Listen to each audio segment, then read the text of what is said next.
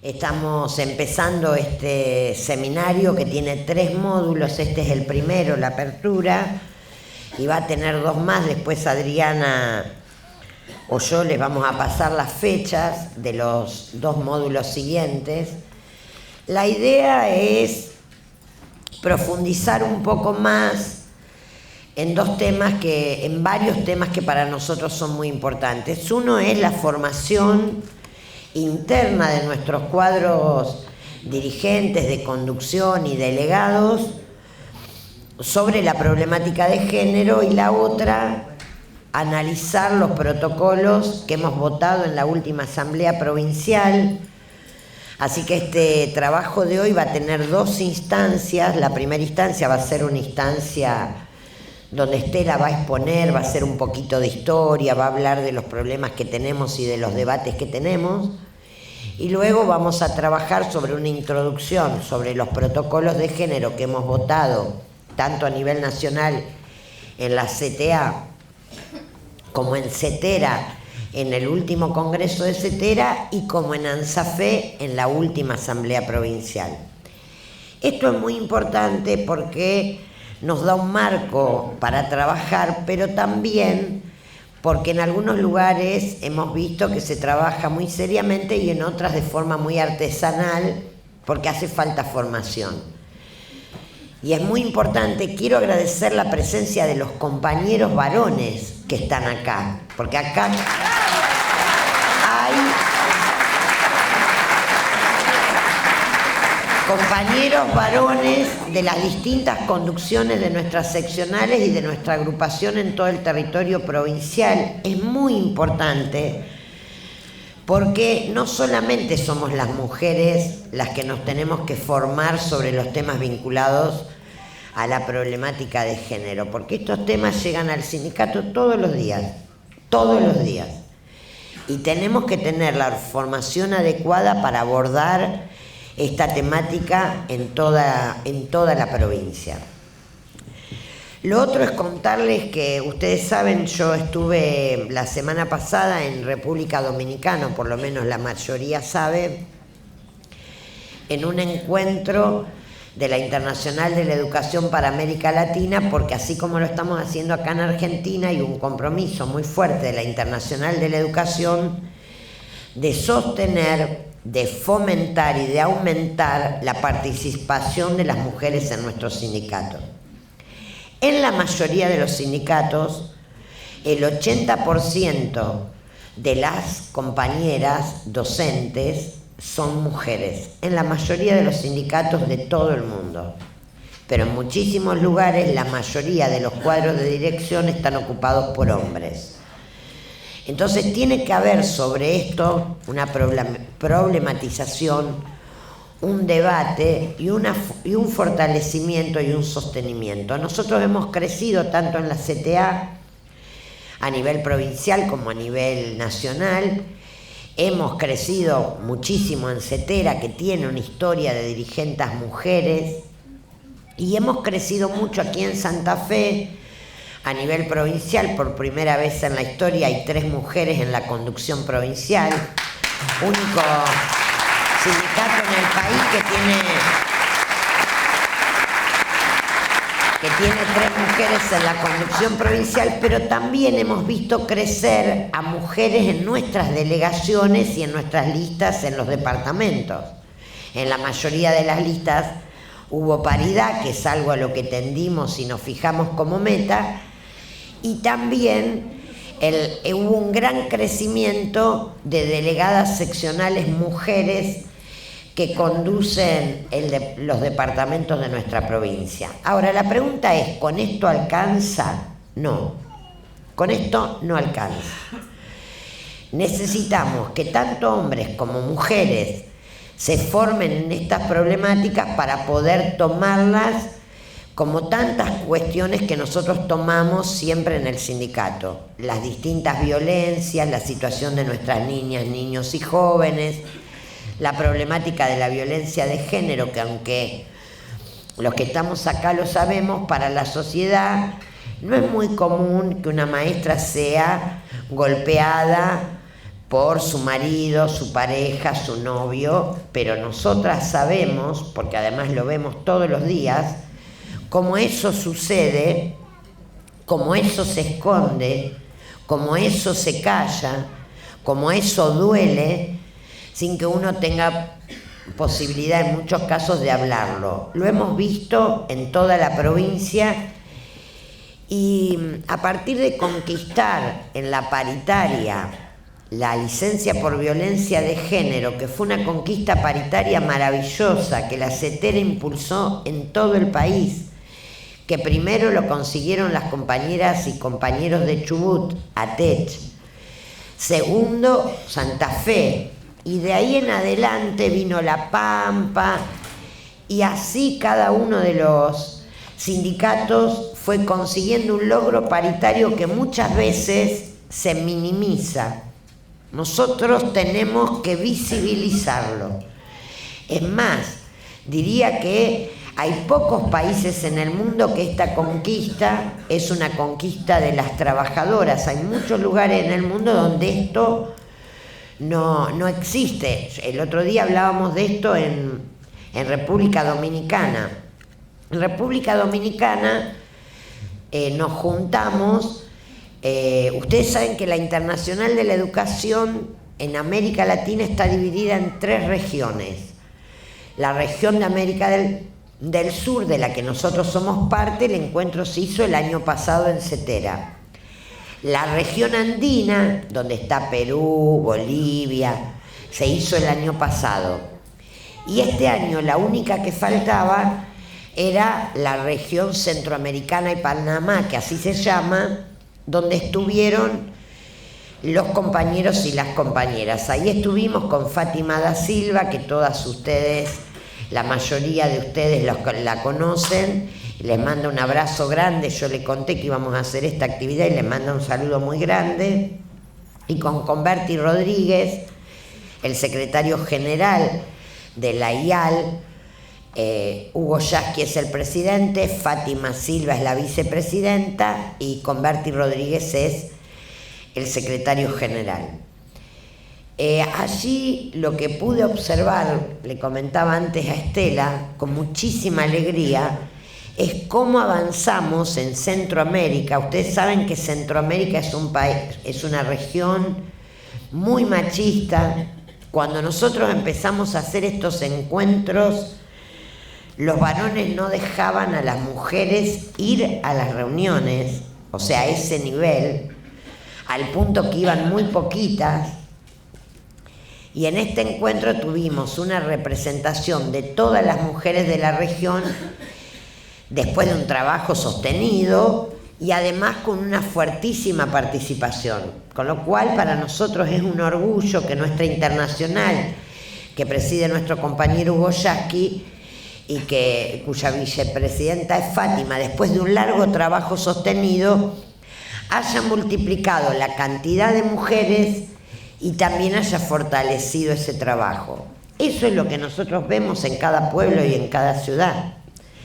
Eso es lo que nosotros vemos en cada debate en Facebook, o en cada marcha de Ni Una Menos, o en cada debate en cada departamento por la despenalización del aborto, que no es atacar alguna vida, sino es defender un tema que tiene que ver con la salud pública en el mundo, donde mueren millones de personas por abortos clandestinos mal realizados. Nosotras defendemos la vida profundamente, somos defensoras de la vida, pero somos defensoras de la vida digna.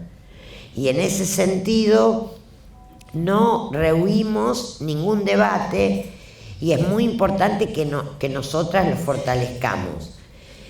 También es importante que nos formemos en las temáticas específicas que tienen que ver con la problemática de género, de los géneros. Y también es importante que avancemos en el debate que hoy va a abordar Estela, de la historia del movimiento de mujeres, de la historia de nuestras luchas, y para culminar que es el trabajo que vamos a hacer cuando después pasemos a comisiones, el debate más minucioso, más detallado del tema de los protocolos. Una particularidad específica que es para Santa Fe, nosotros necesitamos abordar un tema que es la modificación de la ley de disciplina de la provincia. Ya cuando Telma estaba en la Junta de Disciplina y ahora con los compañeros y compañeras que están, emprendimos un trabajo que tiene que ver con hacer un listado de los temas que nosotros tenemos que modificar. Hay que modificar la ley de disciplina de la provincia por varias cosas. Una, porque es antigua, no da cuenta del presente, de la realidad del presente. Pero, por ejemplo, el tema de violencia de género no está mencionado.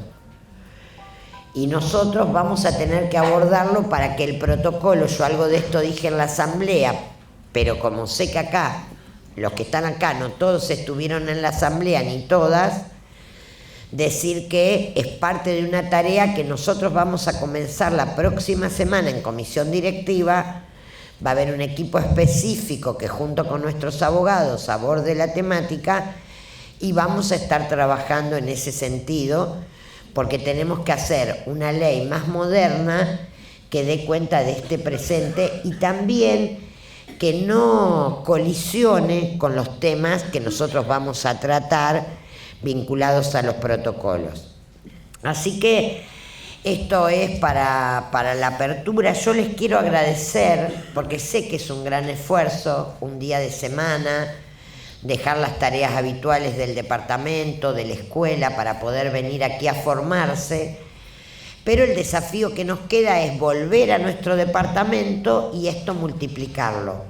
Nosotros lo estamos filmando para que todo el material esté a disposición de ustedes cuando quieran multiplicarlo en el departamento, para que esto se reproduzca por miles de compañeras y compañeros. Hay experiencias en distintos departamentos de la provincia muy importantes que las vamos a mostrar en el último encuentro, que tienen que ver con una iniciativa que nosotros tomamos como sindicato y también nuestras seccionales, como la ESI va a la escuela, como hacen las compañeras de Capital, o los encuentros de género como nosotros hacemos en Rosario de la multisectorial, distintas iniciativas en Iriondo, en Constitución. Bueno, los tenemos que multiplicar. Estamos a disposición, estamos recorriendo toda la provincia. Adriana, con un equipo de compañeras de la conducción provincial, está tomando el tema, recorriendo toda la provincia. El objetivo es multiplicar estos debates en cada uno de los lugares donde nosotros estemos trabajando. Así que agradecerles la presencia y decirles que, les voy a decir los encuentros. El segundo encuentro vamos a abordar un poco más la temática de la violencia de género en los medios, y cómo la mirada de los medios nos devuelve qué pasa con los medios y cómo no somos vistas las mujeres, y también un poco sobre la historia de las luchas de las mujeres. Va a estar una periodista que se llama Liliana Hendel, que es una periodista que trabaja mucho esta problemática. El día 12 o 16, no me acuerdo, 12 o 16. Se lo vamos a confirmar porque Liliana Hendel trabaja en los medios y estamos a la espera de que ella nos confirme uno de estos 2 días de septiembre. Y el 24, que sería el tercer encuentro, va a estar Mabel Laboceta, que es una compañera que trabaja los temas de justicia y violencia de género. Trabajó con Gil Carbó, en el equipo de Gil Carbó, pero abordando todo lo que tiene que ver con los temas específicos de violencia de género. Eso está confirmado el 24 de septiembre. Y aquí nos va a estar acompañando Mabel Gabarra, y luego por la tarde vamos a estar haciendo las muestras de los trabajos, no muestras, en realidad contar lo que hacemos para que esto se multiplique, lo que hacemos en cada lugar de la provincia, para que esto es más un panel de compañeras para mostrar cada uno de los trabajos que hacemos en cada departamento. Así que les paso con Estela, le quiero agradecer a Estela, porque Estela, nuestra secretaria de Género, desde hace varios años viene trabajando muy duramente y viene recorriendo el país, algo que es fundamental. Y Estela, cada vez que uno le dice, Estela, mirá, necesito que, porque hay un problema con el tema de género, vengas a tal sindicato, Estela va y no le importa si es en el norte o en el sur del país, ella está y ha ayudado mucho a formar dirigentes, como antes lo hizo Mabel Gabarra, que fue la primera secretaria de Género de la CTA, a formar dirigentes en todo el país y a también que este sea un tema en la agenda de la Central de los Trabajadores.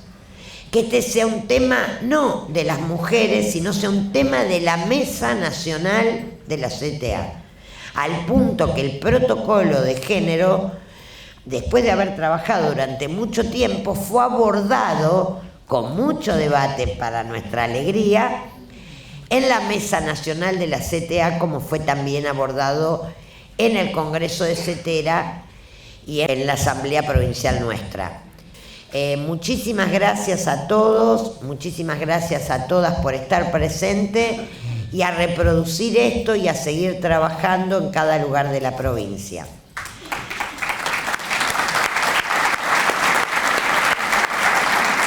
Yo quería plantear algo que convivimos las mujeres en general en la política o en la participación en los espacios de decisión, pero creo que es algo que ocurre en el debate respecto al trabajo.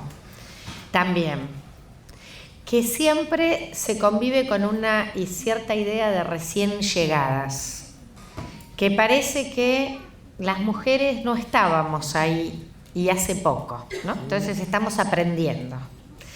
Y la verdad que esto es una falsa idea, que sabemos que está sentada, bueno, en sociedades patriarcales que han construido la imagen de lo público y del trabajo directamente ligado a lo masculino. Cuando en realidad partimos del planteo de que si somos la mitad de la sociedad, seguramente somos la mitad de la historia en todos los órdenes y también la mitad o un poco más de los trabajos. El tema es que es una historia no escrita, invisibilizada y atravesada por un orden general social del poder, de las representaciones, de los reconocimientos que ha discriminado históricamente a las mujeres como mayoría, pero a lo que se llama las disidencias sexogenéricas, no solo a las mujeres, ¿no? Sino también lesbianas, travestis, otras identidades. Y primero, como rapidito, digamos algo conceptual. Si pensamos como nosotras reformulamos el trabajo desde una perspectiva feminista, vamos a ver que somos casi tanto trabajo como los varones el que hacemos, o un poco más, como yo digo, bastante más. Porque nosotras hablamos de la división sexual, no solo la división social que se establece en el sistema capitalista entre capital y trabajo, sino también de la división sexual del trabajo, que plantea la división entre lo público y lo privado doméstico, entre el trabajo productivo remunerado y el trabajo de reproducción de la vida no remunerado, que seguimos haciendo centralmente las mujeres, aunque se comparte un poquito más, pero cualquier metodología de investigación que ha estudiado los temas que en general se hace con encuestas del uso del tiempo, muestran que alrededor de un 75% de las tareas no remuneradas, tanto en el seno de las familias como de la comunidad, son realizadas por mujeres. Entonces, si pensamos el trabajo desde esta perspectiva, sin lugar a dudas, las mujeres siempre trabajamos.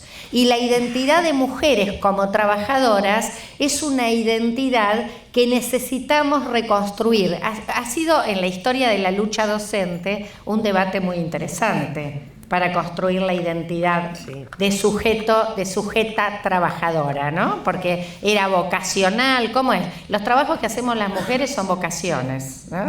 Entonces, nos gusta. ¿no? Entonces había una cuestión que sacaba, borraba. Bueno, esto creo que es un poco algo que podemos pensarlo incluso que atraviesa mucho más toda la discusión respecto al trabajo de las mujeres. Entonces, esto como primer aspecto a tener en cuenta. Entonces, desde este punto de vista, digo, las mujeres siempre trabajamos. Y incluso, porque bueno, cuando se dice la ama de casa, decís, bueno, eso es un montón de trabajo. No es amor, vieron que dicen es trabajo. Lo que llaman amor es trabajo. No pago. Incluso las primeras pensadoras que desarrollaron la teoría de la división sexual del trabajo, que hablaron de trabajo invisible, Isabel Larguía es una de ellas, es una argentina que vivió en Cuba muchos años. Ella planteaba esto, ¿no? Decía que era en realidad una cierta forma de esclavismo incluso, porque es un trabajo muchas veces forzado. Y Evita, en La razón de mi vida, también, cuando habla de el hogar y la fábrica y este tema del trabajo de las mujeres allí, ella en el año 50, 51, creo que es La razón de mi vida, ya también abordaba esta cuestión del trabajo invisible de las mujeres y su carácter incluso de explotación, en el sentido de cuánto estaba asentado muchas veces en un sufrimiento silencioso, porque eso no te daba posibilidades. Y cuando hay situaciones de violencia, ahora que hablamos mucho más de la problemática de la violencia en el seno de la familia, de las relaciones de pareja, bueno, ya por aquellos años aparecían algunos atisbos de planteos. Pero yo quería plantear algo en torno a nuestra sociedad en particular, y pensar qué pasaba con las mujeres trabajadoras sobre fin de siglo XIX, principio del XX. No solo que había una cantidad muy importante de mujeres que trabajaban. Saben que Argentina es un país que produjo un proceso de industrialización más temprano que otros países de América. Y las primeras industrias estaban más asociadas al país agroexportador, ¿no? A todo lo que tenía que ver con industrias ligadas a eso. Y en esas industrias había mucha cantidad de mujeres. Cuando avanza la industria metalmecánica, es un momento en el que empieza la participación a agrandar la brecha en contra de la participación de las mujeres. Pero un censo del año 1914 daba cuenta de que en la industria manufacturera había alrededor de 850.000 trabajadores.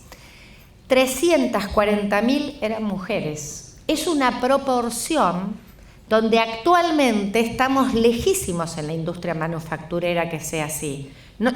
Llegamos a ser solo el 9% las mujeres. Así que miren estos datos que normalmente yo cuando los leía me sorprendía, porque siempre una pensaba que bueno, que sí, docencia sí, algunas tareas como de salud, enfermería, digamos, estas profesiones más ligadas a la extensión de lo que hacemos en el hogar cuando lo hacemos remunerado. Bueno, sin embargo, en la industria siempre estuvimos las mujeres. La industria textil, de alimentación, de gastronomía, son sectores donde siempre hubo presencia. Ciertos sectores de los mecánicos, de la UOM, todo lo que es taller pequeño, también son sectores donde siempre hubo mucha presencia de mujeres.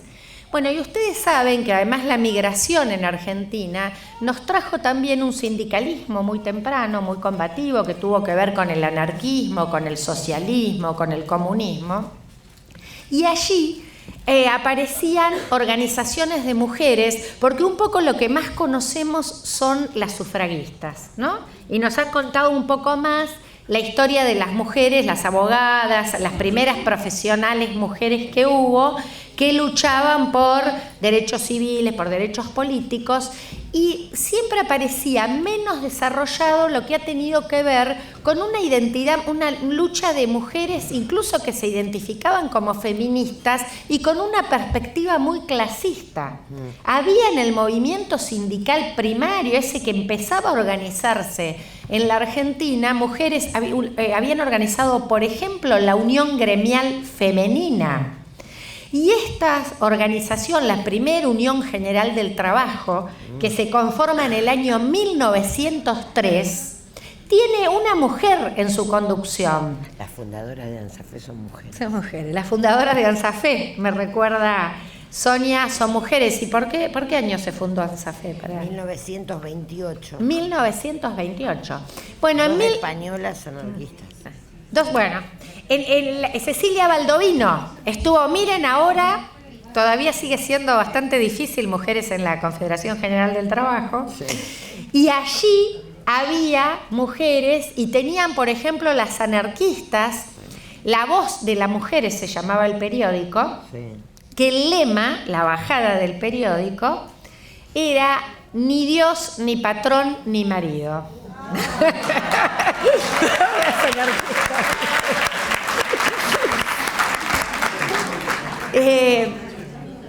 Bueno, y daban discusiones muy fuertes y eran muy combativas, sí. Muy combativas, grandes de las luchas que se conocen en la historia, las fosforeras de ocupantes e inquilinos. Eran las mujeres las que estaban protagonizando esas peleas, pero además las discusiones que tenían eran la consigna igual trabajo, igual salario por igual trabajo. Ustedes piensen que en los sectores de la industria donde se incorporaban a las mujeres tenían un 50% de diferencia salarial por igual puesto de trabajo. ¿Y qué pasaba con el socialismo, con el anarquismo? Había un acompañamiento a la organización de las mujeres, pero había una idea, hay algún escrito de Vialet Macé, que hay un artículo mío que se titula, como decía ese artículo, que es Pobre Obrerita.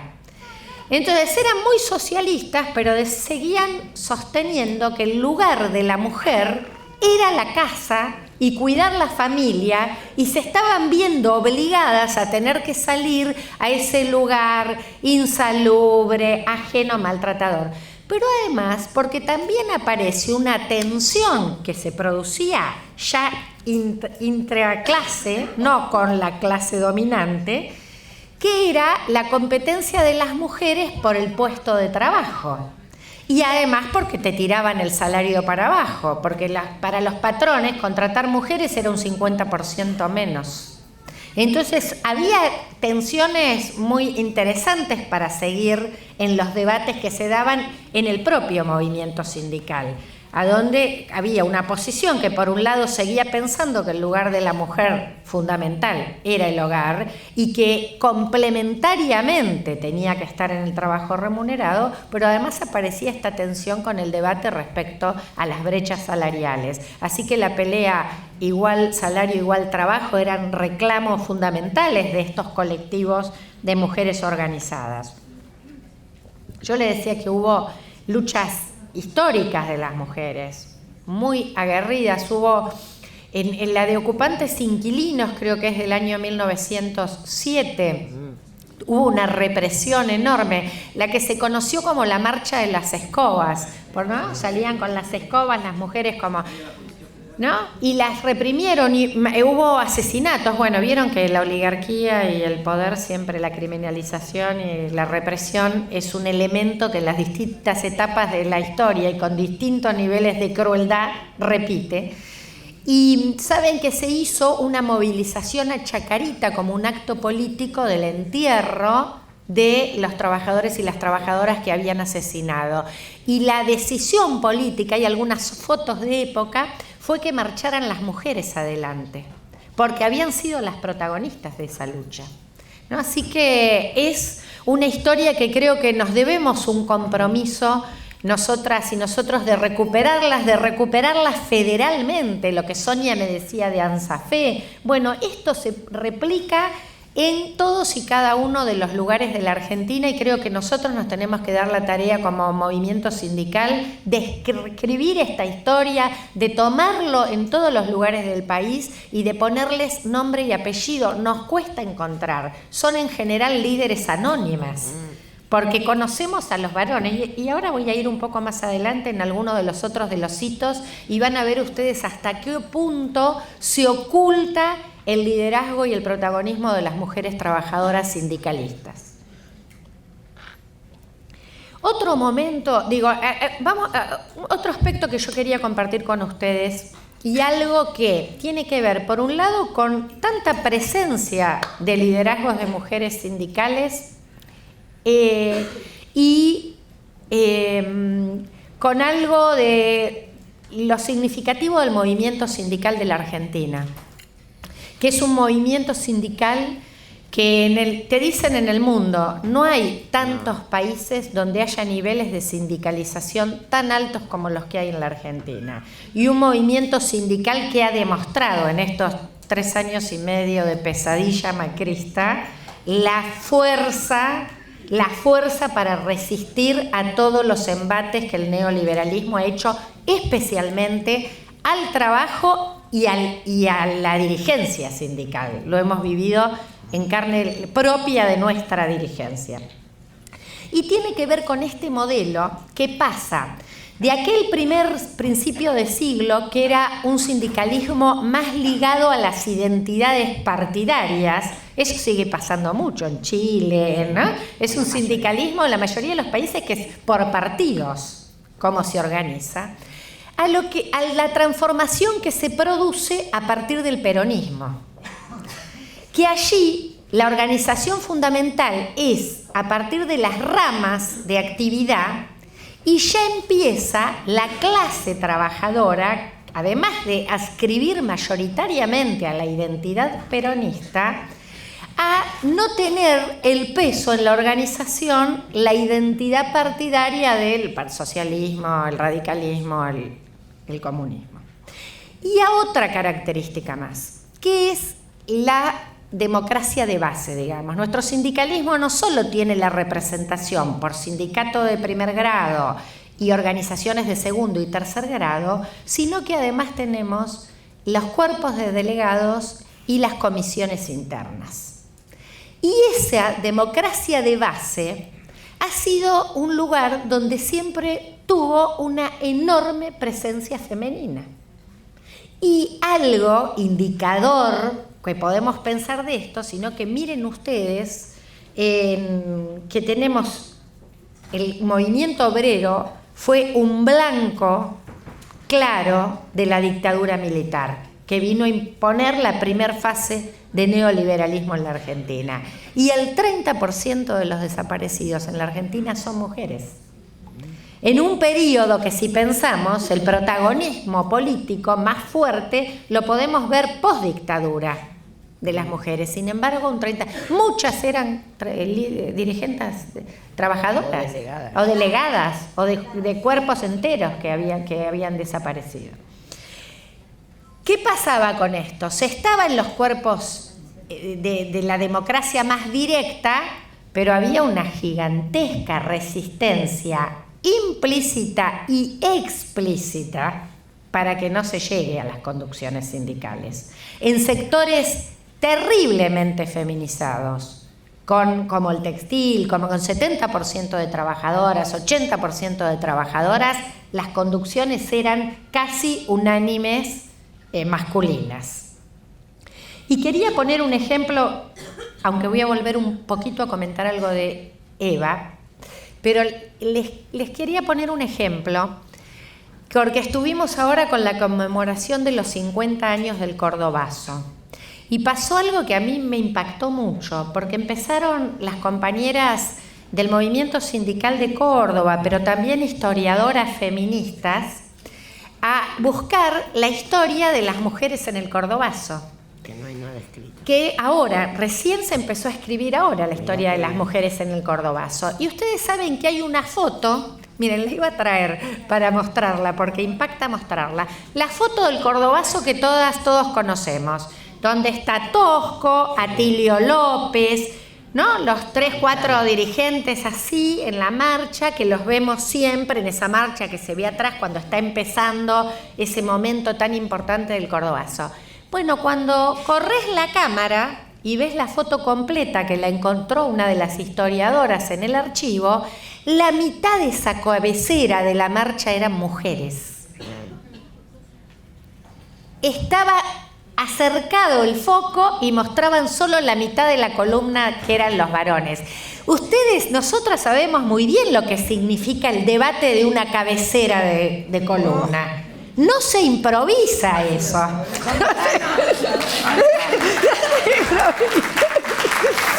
Bueno, pero la historia patriarcal... Y de los escenarios. La historia patriarcal borró la mitad de la columna del Cordobazo. Y ustedes saben que muchas de esas mujeres son actuales dirigentes del movimiento sindical cordobés. Claro. Hilda Busto, Soledad García, que fue compañera, dirigente nuestra, compañera del sindicato docente de allí. Gráfica, textil, del vidrio, todavía estas compañeras son dirigentes del movimiento sindical cordobés. Les decía que yo quería, me salté acá porque me venía bien compartir esta anécdota en este momento, pero quería decir algo del peronismo del 45 al 55, ¿no? Que fue un momento donde además cambia la clase trabajadora en Argentina, que además se nutre de la migración interna, ¿no? Esos cabecitas negros que además vienen y se asientan en las villas, en los asentamientos que tenían un carácter muy distinto del que actualmente tienen los asentamientos precarios y las villas de emergencia, porque estaban viniendo camino a trabajar en las fábricas, y allí aparece, por un lado, la preocupación de Perón ya como secretario de Trabajo, porque daba cuenta de que había una cantidad muy significativa de mujeres trabajadoras con las peores de las peores condiciones de trabajo. Y en 1944, Perón crea la Dirección de la Mujer Trabajadora. Y está por allí en un anuario que construimos el nombre incluso de quien fue su titular, porque él plantea allí, hay que ver la problemática fundamental de la discriminación que sufren las trabajadoras en el lugar del trabajo, la discusión por el salario, por las condiciones laborales, por los temas de la relación con el trabajo y la maternidad. Pero además está la figura de Eva Perón, que yo quiero traerla en este sentido también. ¿Por qué? Porque nosotros sabemos que es el momento del derecho conquistado, ¿no? Donde hay un derecho, donde hay una necesidad, hay un derecho, y hay un derecho conquistado cuando desde el Estado hay voluntad política de que eso sea la política de Estado. Entonces, toda la legislación laboral, pero además se planteó no solo el voto, que además ya Perón, antes de ser presidente, había planteado la necesidad de una legislación para que las mujeres voten. Siempre tuvo la idea, ¿no? Este movimiento que tuvo un concepto de inclusión muy profunda de los excluidos, ¿no? Los cabecitas, los trabajadores, la clase trabajadora, las mujeres, la niñez, la ancianidad, ¿no? Estos pilares de decir, esta es la sociedad que queremos, la que incluye este concepto de justicia social que tenía, hoy diríamos, cuando decimos la perspectiva de género feminista, cómo hay un concepto que no se mencionaba de ese modo, pero estaba pensado desde la intersección de estas inclusiones. Y Evita tenía como este doble rol, porque fíjense, ella organizó el Partido Peronista Femenina, tener la ley, pero censar a las mujeres, salir las mujeres a censar a las mujeres. Evita decía, llegó la hora de la mujer, del protagonismo, pero además de organizarse y de tener un rol fundamental. Y un rol que además reconocía el trabajo de las mujeres en el seno del hogar. Cuando Perón hace el segundo plan quinquenal, él dice, este plan se asienta en 3 pilares, y uno es el hogar y la familia, que desde la organización de la alimentación, cuando fue además los momentos de carestía, de que le sacaban alimentos, pensemos cuánto hay de esos ataques ahora a proyectos populares en nuestra región, y lo que pasó en periodos del peronismo, bueno, aparecía el hogar y la organización y el trabajo del hogar como una parte del proyecto, en esta relación de que después el feminismo mucho más tarde dijo lo personal es político, y pensar que había en ese momento una politización de la mujer. Se decía, las mujeres no hacemos política, lo nuestro es la asistencia, el cuidado, pero el hogar y el cuidado tenía un papel en la construcción de la nación. Entonces era un modo de politización, y Evita además era un puente con el movimiento sindical. Ella en la fundación recibía al movimiento obrero todas las mañanas, a dirigentes del movimiento obrero. Entonces allí aparecían las mujeres que se organizaban y una relación entre el trabajo y de hecho un proyecto que se pensaba en este sentido de justicia social, de soberanía política y de independencia económica, que son estos tres pilares que aparecen, y me parece que la figura de Evita, incluso en su diálogo con el movimiento obrero y con las mujeres organizadas, es fundamental para también traerla desde este costado a Eva. Ella decía, yo trabajadora. Saben que estuve releyendo La razón de mi vida, Mi mensaje, que es un libro que se recuperó mucho tiempo después, en el 80 y pico, creo que se reconoció que era un libro de Evita, que ella dicta sobre el final de sus días. Es apasionante leer Mi mensaje de Evita.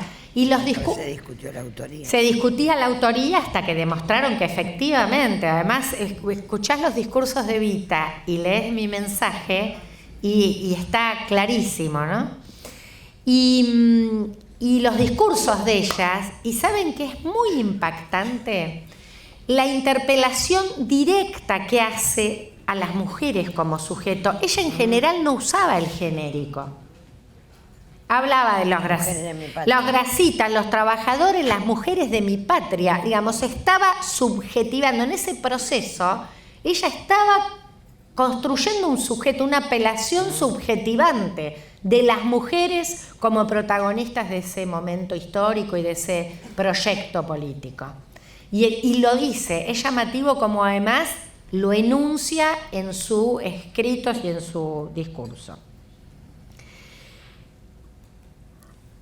Y entonces, para venir y ya ir redondeando un poco más acá, porque ya hablamos de la dictadura, del cordobazo como la previa, de este momento y de este modelo sindical que tuvo a tantas mujeres protagonistas, y que vamos a cumplir con escribir esas historias también.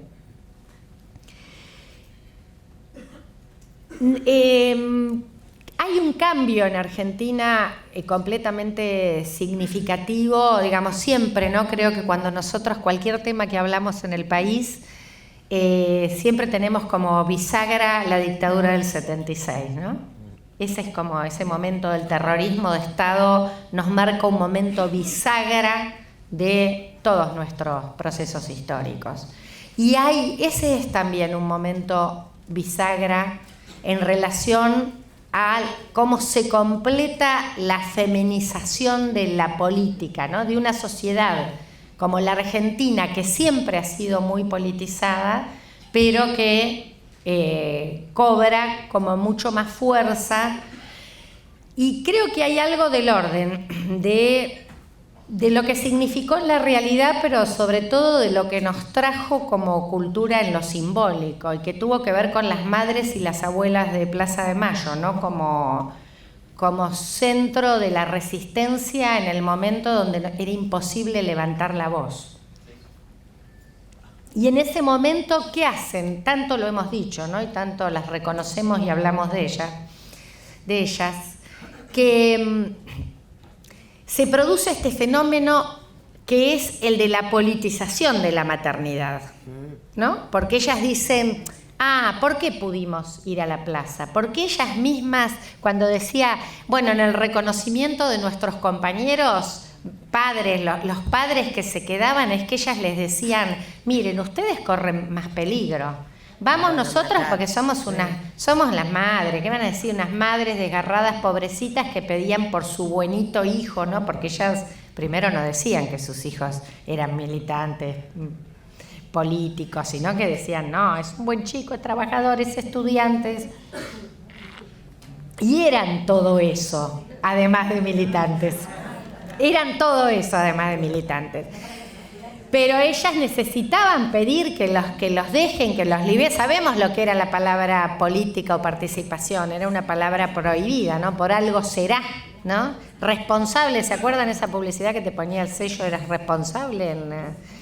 Acá hay muchas más jóvenes, pero algunas nos acordamos que éramos chiquitas en la dictadura y nos acordamos de eso. Y entonces ahí hay una politización de la maternidad que también marca un hito para el resto de los debates y cómo acompaña una transformación ese lugar tradicional. Siempre dijimos, la idea de mujer identidad madre fue siempre como una identidad sujeta a una idea de subordinación de lo femenino, porque eso en la sociedad nos dio un lugar de subalternidad, de discriminación, de falta de acceso a una ciudadanía plena.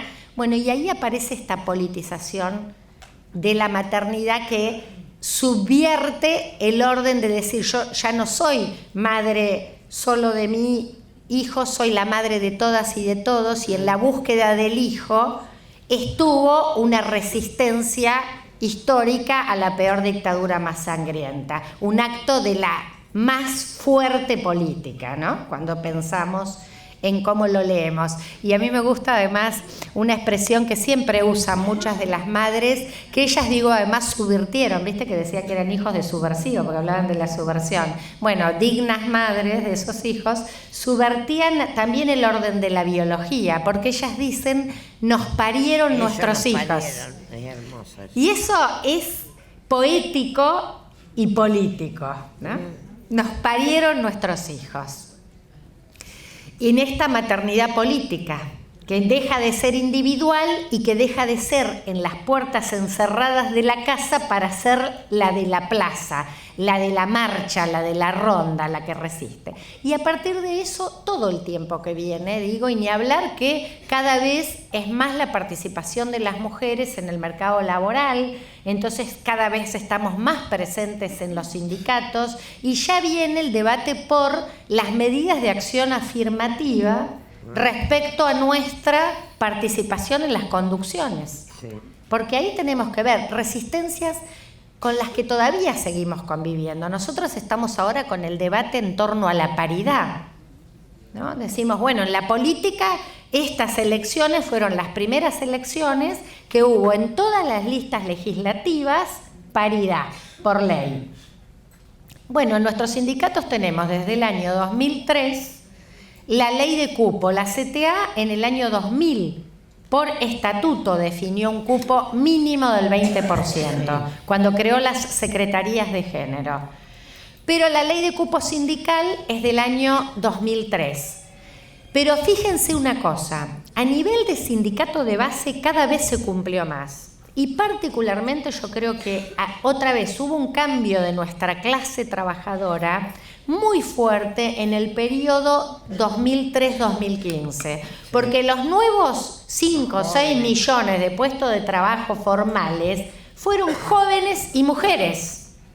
Y eso ha hecho que produjo una gran renovación en nuestro sindicalismo, que muchas veces cuesta verlo, porque lo que no está en la televisión no existe, ¿vieron? Entonces, ¿qué pasa? Y además lo que no está en la televisión de Buenos Aires, ¿no? De los canales de Buenos Aires. Y entonces, ¿qué miramos? Las conducciones, que ¿no? la cúpula, el triunvirato, que ya no es más triunvirato porque renunciaron, de la CGT o los secretarios generales en nuestra organización, cuesta mucho que las mujeres lleguen a las secretarías generales de los gremios. No llegamos a tener en el sindicalismo del país un 10% de mujeres secretarias generales. Esto son cuestiones que debemos analizar porque necesitamos construir decisiones políticas. No aparece por espontaneidad la igualdad de género. Así participemos, porque si no tomamos decisiones políticas con acciones afirmativas que favorezcan esta participación, creemos en la meritocracia. Creemos que llegan los más aptos. Y que entonces las mujeres no somos tan aptas para esas conducciones. Y la verdad que es admirable, digo, y nos pasa a nosotras en todos los encuentros que hacemos, es admirable la capacidad de liderazgo, la formación, las pibas, las compañeras jóvenes.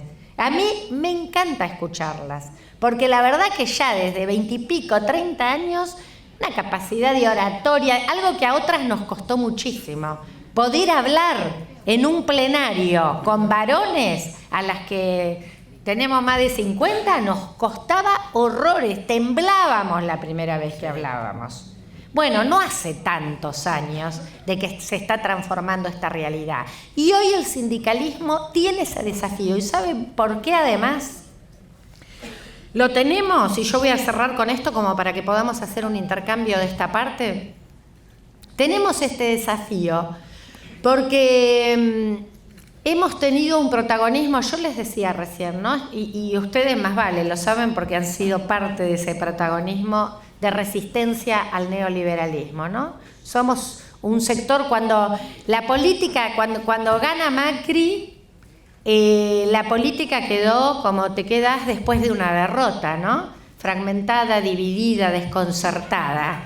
¿Y quiénes estuvimos desde el 11 de diciembre del 2015 en la calle peleando todas y cada una de las conquistas que teníamos como trabajadores y trabajadoras? El movimiento sindical que lucha, nuestra central, la articulación con la corriente sindical federal, con el sindicalismo que fue, digamos, rearticulando esta nueva unidad del movimiento sindical que se expresó en el Frente Sindical para el Modelo Nacional, las mujeres trabajadoras y el feminismo.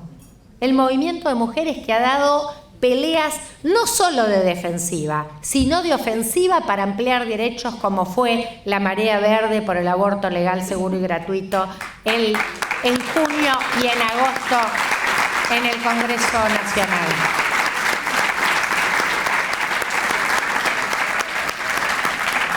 Y la verdad que nosotros necesitamos que ese protagonismo, que ha sido tan crucial para que no estemos mucho peor de lo que estamos, pero también fue muy importante para generar las condiciones de posibilidad para la construcción de la unidad política también. La unidad política que se expresa en el Frente de Todes, que logró el triunfazo del 11 de agosto y que esperemos que el 27 de octubre se amplíe, estuvo favorecido por un movimiento popular, sindical y de mujeres que estuvo peleando y generando esa conciencia de qué significaba el proyecto neoliberal para los trabajadores, para las trabajadoras, para los abuelos, las abuelas, los viejos, para los niños. Esto, me parece que es fundamental. Y en ese sentido, lo charlábamos en el plenario nacional el otro día, viene un tiempo difícil. No va a ser nada fácil lo que viene después del 10 de diciembre. Y ya estamos viendo en qué condiciones, no sabemos en qué condiciones va a entregar el poder Cambiemos, el gobierno. No sabemos en qué condiciones va a entregar el gobierno. Entonces acá creo que el desafío es que nosotros cuando discutimos la perspectiva feminista, la perspectiva de género, estamos discutiendo el modelo sindical también y estamos planteando que son las herramientas de la construcción de poder popular que van a ser fundamentales para la etapa que se avecina después del 10 de diciembre. Es central, porque tenemos que seguir convocando a la juventud, porque no vaya a ser que nos pase que otra vez se van a ir a la política y, vieron, nos pasó mucho tiempo que era más atractivo las agrupaciones juveniles políticas que venir al sindicato. Y tiene que ser el sindicato un lugar que enamore, que abrace, que convoque y que se entienda claramente cómo es la relación entre el sindicalismo y la política una clave del modelo de país que vamos a llevar adelante. Me parece que es el desafío, sin dudas, que se viene y nos tiene a las mujeres trabajadoras como protagonistas de ese debate.